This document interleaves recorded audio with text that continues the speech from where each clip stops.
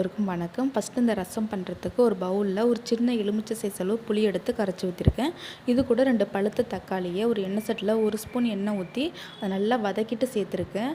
கொஞ்சமாக கருவேப்பிலை, கொத்தமல்லி, ஒரு 1/4 டீஸ்பூன் மஞ்சள்தூள், இந்த ரசத்துக்கு தேவையான அளவு உப்பு, இது எல்லாத்தையும் சேர்த்து நல்லா கரைச்சி விட்டுக்கலாம்.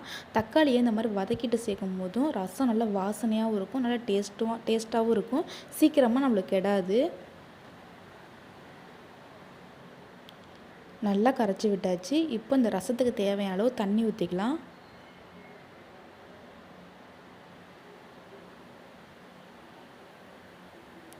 அதுக்கப்புறமா 1 டீஸ்பூன் மிளகு, 1 டீஸ்பூன் சீரகம். இப்போ இது ரெண்டுத்தையும் ஃபஸ்ட்டு ஒரு மிக்ஸி ஜாரில் போட்டு கொரப்பாக அரைச்சிட்டு, அதுக்கப்புறமா கொஞ்சமாக கருவேப்பிலை, கொத்தமல்லி, ஒரு பச்சை மிளகாய், 1/4 டீஸ்பூன் மஞ்சள்தூள், ஒரு பெரிய பல் பூண்டு, இது எல்லாத்தையும் கொரப்பாக அரைச்சிக்கலாம்.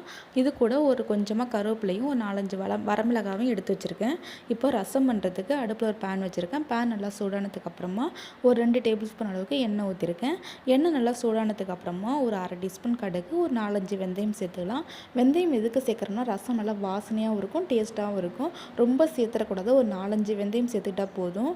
இப்போ நம்ம கொரப்பாக அரைச்சி வச்சுருக்க மிளகு, ஜீரகம், கருவேப்பிலை, காஞ்ச மிளகாய், இது எல்லாத்தையும் சேர்த்து நல்லா வதக்கி விட்டுக்கலாம். ரொம்ப வதக்கணும்னு அவசியம் இல்லை, சும்மா ஒரு 2-3 தடவை நல்லா மிக்ஸ் பண்ணி விட்டுட்டு இது கூட கொஞ்சமாக பெருங்காயத்தூள், எப்படின்னா ஒரு சின்ன பிஞ்ச் பெருங்காயத்தூள் சேர்த்து இதையும் கொஞ்சம் நல்லா வதக்கி விட்டுக்கலாம். அதுக்கப்புறமா நம்ம கரைச்சி வச்சுருக்க தக்காளி, அந்த கருவேப்பிலை, கொத்தமல்லிலாம் எடுத்து அப்படியே மேலாப்பில் நல்லா புழிஞ்சு எடுத்துக்கலாம். இந்த மாதிரி புழிஞ்சு எடுத்து ரசத்தில் அந்த பூண்டெல்லாம் வதக்கியிருக்கோம் இல்லையா, அது கூட சேர்த்து நம்ம வதக்கணுன்னா ரசம் நல்லா டேஸ்ட்டாக இருக்குங்க, நல்ல வாசனையாக இருக்கும்.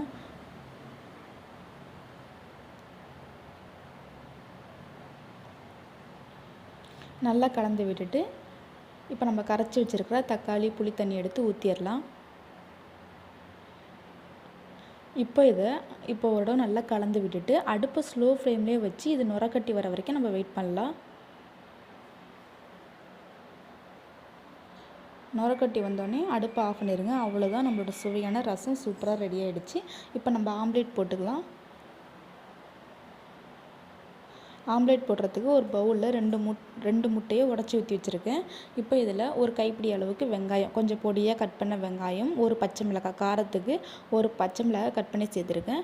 அதுக்கப்புறமா இந்த ஆம்லேட்டுக்கு தேவையான அளவு உப்பு. இப்போ இது எல்லாத்தையும் நல்லா கலந்து விட்டுக்கலாம்.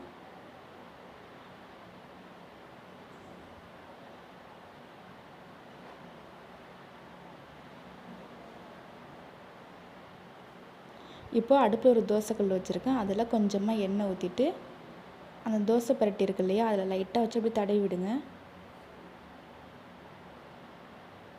எண்ணெய் கொஞ்சம் நல்லா சூடானதுக்கப்புறம் ஒரே ஆம்லேட்டாக கொஞ்சம் பெருசாக போட்டுக்கலாம்.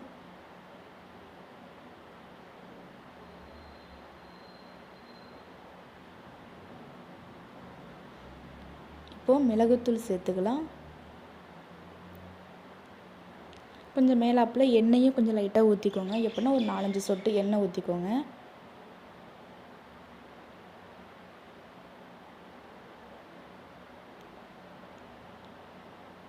மிளகுத்தூள் ஆம்லேட் ஃபுல்லாக எல்லா இடத்துலையும் படுற மாதிரி மிளகுத்தூள் நல்லா தூவி விட்டுக்கோங்க, அப்போ தான் நல்லா டேஸ்ட்டாக இருக்கும். அவ்வளோதாங்க, இப்போ நல்லா அடிப்பகுதி வெந்துருச்சு. இப்போ நம்ம திருப்பி போட்டுக்கலாம். அவ்வளோதான், நம்மளோட சுவையான ஆம்லேட்டு ரெடி. இந்த மாதிரி ரசம் வச்சு ஆம்லேட் வச்சு சாப்பிட்டிங்கன்னா சூப்பராக இருக்கும். கண்டிப்பாக ட்ரை பண்ணி பாருங்கள்.